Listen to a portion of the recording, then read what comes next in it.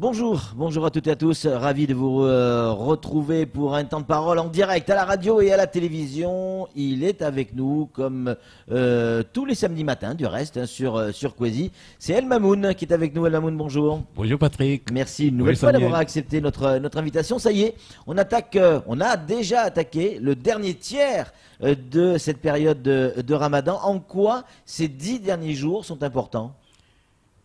C'est important parce qu'en fait, c'est la finalisation des efforts de contrôle, d'autocontrôle d'une population jeune jusqu'au plus âgé par rapport à leur, qu'on appelle déjà à leurs envies de tous les jours, le fait de pouvoir se maîtriser, de ne pas vouloir, de ne pas manger, le fait de se maîtriser, de ne pas avoir des rapports sexuels, le fait de se maîtriser et de ne pas tenir des propos indécents vis-à-vis finalement de l'autrui, le fait de se contrôler, de ne pas avoir des inimitiés envers les étrangers, le fait de se contrôler, d'aider, de vouloir aider l'autre, et qui sont des éléments extraordinaires. C'est effectivement la chose la plus importante finalement pour les gens qui font le ramadan et qui vont là maintenant se préparer pendant ce dernier tiers à faire quoi? À effectivement préparer l'Aïd, un jour, un beau jour où tout le monde veut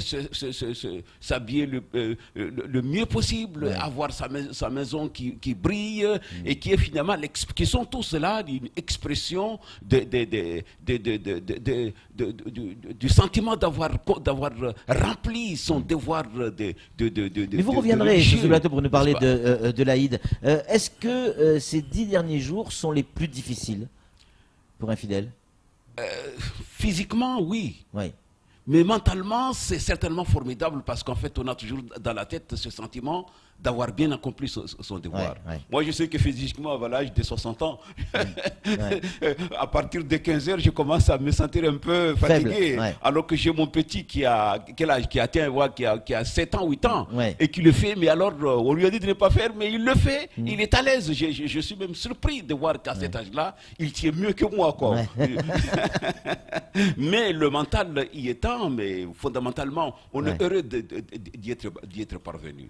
Et ça, je peux vous assurer que c'est un exercice extraordinaire et qui agit énormément. Je pense que c'est une belle éducation. C'est vrai qu'il y a eu quelques dérapages d'encore de jeunes qui se sont bagarrés parce que c'est une méconnaissance. Nous en parlerons là, le samedi prochain. Est-ce que le fait de développer des activités culturelles pendant le ramadan, du sport, de bagarre, sont des choses finalement qui sont incompatibles? Nous verrons en principe le samedi, parce qu'en fait, il y a la pérennisation effectivement de la culture, mais la culture qui participe à l'équilibre mental est quelque chose d'extraordinaire. Mais dès lors que ça entre dans le dérive, ça devient finalement compliqué et la religion ne veut pas tout ce qui est mauvais. Samuel Bocher, le rédacteur en chef de France Matin. Une question vous posez, El Mamoun. J'ai l'impression que cette année, le mois sacré de Ramadan est particulièrement difficile, avec notamment les séismes qui perturbent l'équilibre psychologique de nombreuses personnes, de beaucoup de personnes. Et parfois des familles, même. Et physiquement aussi, pas que psychologique. Et que endurer cette épreuve du Ramadan, avec ça, c'est encore plus compliqué. Je me trompe ou pas? Non. Mais ce qu'il y a en fait, c'est que nous devons en principe comprendre, c'est que Allah le dit bien dans le Coran.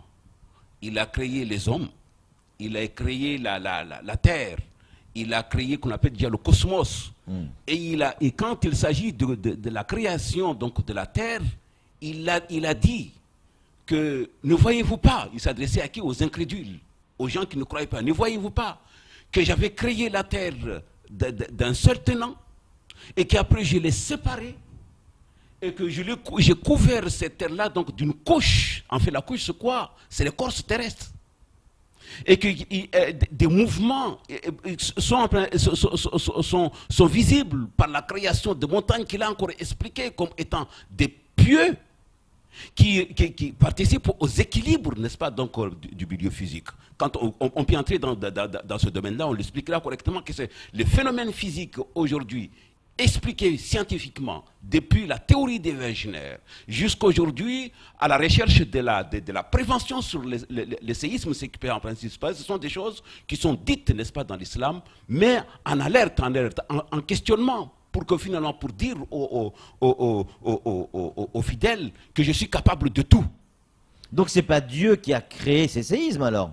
C'est pas lui qui a créé, mais en fait, il a mis en création le système, n'est-ce pas, la dynamique physique qui y participe, et il l'a expliqué. C'est ça ce qui est important. Ça veut dire quoi? Ça veut dire qu'en fait, pour nous, pour le musulman qui faisait le ramadan, c'est quelqu'un qui doit finalement se poser la question et rechercher davantage à comprendre que ici sur Terre nous sommes que de passage et qu'il faut qu'on s'aime, il faut qu'on recherche dans la possibilité de développer un principe moral et de penser à Dieu que lui il est capable de faire. Autant qu'il a créé ce système-là, autant il peut aussi, qu'on appelle déjà d'un coup de revers, arrêter tous ces séismes-là. D'ailleurs, en fait, on voit que c'est vrai que là, actuellement, on voit, il y a l'échelle, n'est-ce pas, donc de la sismicité qui s'est élevée, puisqu'on a parlé donc de 5.1, 5.2, qui sont quand même déjà des échelles extrêmement importantes. Mais le nombre a bien à un certain moment diminué dans la journée, mais c'est surtout le soir que ça se passe. Ça veut dire le soir, c'est au moment où les gens, pendant le ramadan, font plus, n'est-ce pas, donc de pratique. C'est une façon, n'est-ce pas, donc d'exprimer sa présence. Donc, je pense, oui, c'est un effort supplémentaire qui vient finalement donner un plus à notre pratique religieuse du ramadan et qui nous élève davantage dès lors que nous maîtrisons et que nous essayons aussi de maîtriser nos enfants pour qu'ils ne tombent pas dans la psychose, mais en leur expliquant que c'est des choses normales, mais il faut se comporter de telle manière, donc l'éducation. C'est une culture qu'il faut développer aussi, parce que je l'ai expliqué il y a longtemps, il y a 3 ans ici, que nous sommes dans un milieu de sismicité permanent, avec un affaissement, avec la possibilité de voir nos îles évoluer vers ce que nous appelons les atolls. De la sismicité, c'est quelque chose qui est permanente, n'est-ce pas, donc, dans nos îles. Et que donc la culture qui doit se développer et qui va développer la connaissance sur ce comportement-là est essentielle à développer auprès de nos enfants et nous-mêmes. Revenons au ramadan et aux choses qui se passent à côté de ce ramadan. On a vu ces dernières semaines des atrocités. On a vu des viols sur des bébés. On a vu des gens qui se battent au couteau. Là encore, lundi soir, un jeune a planté une autre personne du côté de Tsunzu 2 avec un couteau derrière, dans l'entrejambe. Enfin, on voit des atrocités alors qu'on est en plein ramadan. Pourquoi, même si vous allez l'aborder samedi, j'aimerais qu'on l'aborde un tout petit peu aujourd'hui, pourquoi on arrive encore à ce genre de choses en plein ramadan? Ça veut dire quoi? Que certains jeunes ne respectent plus rien, même pas la religion? Absolument. La période de vide où on n'a pas les explications, les accompagnements pédagogiques religieusement parlant qui ne se font plus correctement comme il se faisait il fut un temps, font que le mental social qui était préparé justement à respecter les piliers de l'islam, notamment le ramadan qui était quelque chose de sacré, qui le reste encore sacré, bien sûr, fait qu'en fait il y a des jeunes qui n'ont pas d'attache familiale, qui n'ont pas d'éducation scolaire, qui n'ont pas d'éducation religieuse et qui réagissent selon leur instinct, leur réflexe.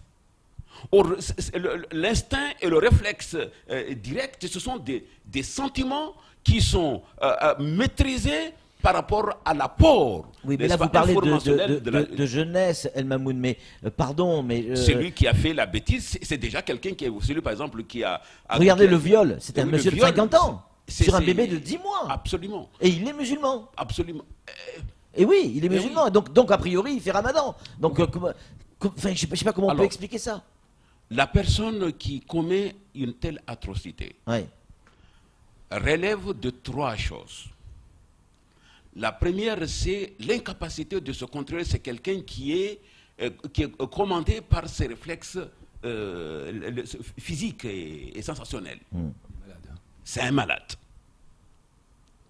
la personne qui agit de cette manière, c'est quelqu'un qui n'a pas, on a l'impression qu'il fait la prière, ou qu'il fait peut-être le ramadan, mais c'est quelqu'un qui n'a aucune croyance. Parce qu'en réalité, la croyance et la pratique de la religion, c'est une culture que l'on acquiert avec le temps et qui